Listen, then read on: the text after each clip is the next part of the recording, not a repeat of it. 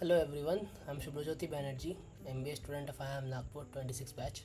So this blog is all about CAT aspirants and how to give a CAT exam. What are the things that you should keep in mind on due to the CAT exams, and I would talk about the things that most people don't say. So basically, you have to be good at quant. You have to good at DILR, VRC. Those are taken for. But the things that you don't take seriously at first, or you don't see, or you miss it, these are the things that affect the most. Because your competition, if you are competing for the top percentiles, you are not targeting all the 3 lakh plus students who have applied for the CAT, but a very few candidates who have actually prepared. And here, not only the studies or your preparation, other factors also come into action. So I'd first start with solving easier questions first. Why is it important? Because when you try to solve in a ascending order or descending order or any order as such, if you are getting into tough questions and you are sticking onto it, it not does not only affect your time, it also affect you mentally. Because after a certain point of time, if you are seeing this question I am not able to solve, that is affecting you mentally, and the next easier question you might not be able to solve, just because you are thinking ki last question solve nahi hua. So you have to think on these perspectives, that you have to solve the easier questions first to build the trust in yourself during the exam. So obviously target the easier questions first. Many people would have said this to you before as well, but this is a very important step because of this factor as well. Next, I would say ki mock exams. People don't take mock exams seriously. Many people do, but mock exams are a place where you get to know where you are lagging behind. It's not about the marks you are getting. For example, if you give a mock exam, don't just check ki I am getting a percentile of this, percentile of that. That does not make any sense. The one you need to say is where you are doing the wrong ones. So basically, if you are giving a mock exam of say like 1 hour or 2 hours, so after the mock exam is over, for the sectional as well as the full, basically after the mock exam is over, you have to give another 1-2 hours to check where the mistakes were, what were the things you did wrong, and was it a silly mistake that from your end, or was it a conceptual mistake. You have to figure those things out and clear those mistakes, and clear those, and by clearing those mistakes you will get to know ki, these things are the wrong things I do, and next time you will be avoiding those things. And there are some things, some questions you might feel ki this, even if I try, like after 4-5 mock exams, you will see a pattern in your failures as well, like conceptual failures or anything. So you can directly, if that question comes in the exam, you can directly ignore that question for some time, solve other questions first, and then look into that question.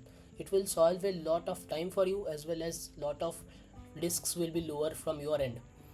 The third thing about exam is, the when you are giving mock exams, the environment makes a lot of difference.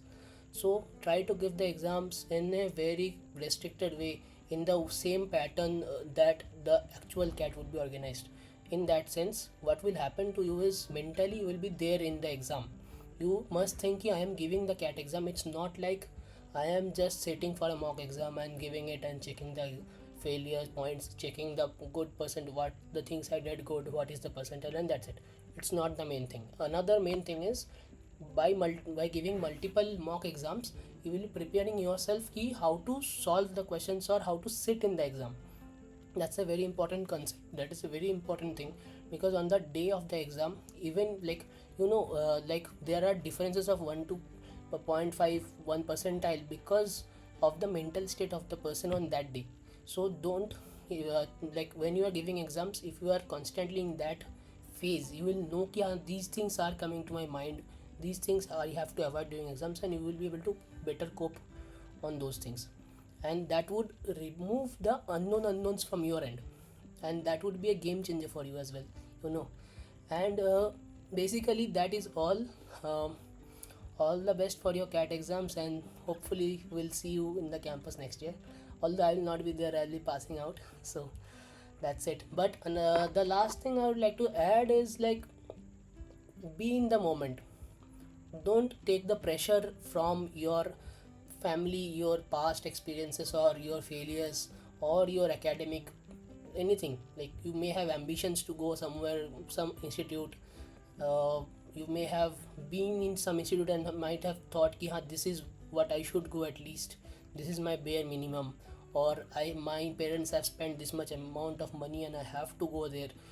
Don't take that pressure in the exam hall. You have to, in the exam day, you have to make yourself clear that I have prepared myself on for this, and this is the best day I can solve it, the best possible way. Don't take anything like, think on that day you can think, for me I thought कि even if I get 80 percentile or 99 percentile, it does not matter, I'll give my best today. And that makes all the difference. If you are taking a limit to yourself that I have to bring 95 percentile, then you will always think of solving 10 questions, 5 questions in 17 questions. Don't do that. Why would you make a target for yourself and set a boundary for yourself? Think of making the maximum of it. Think of how to maximize your chances of possibilities, how to solve maximum number of questions in given amount of time. That is a very important thing. And if you are taking your burden with you, along with you in the exam hall, that would push you back in some sense. So that will be a very bad thing for you, because you will always think in the exam hall, thinking about some things like, I have to give this much amount of questions, I have to solve this much amount of questions. It's a very bad example to set, because that would push you back to your limits.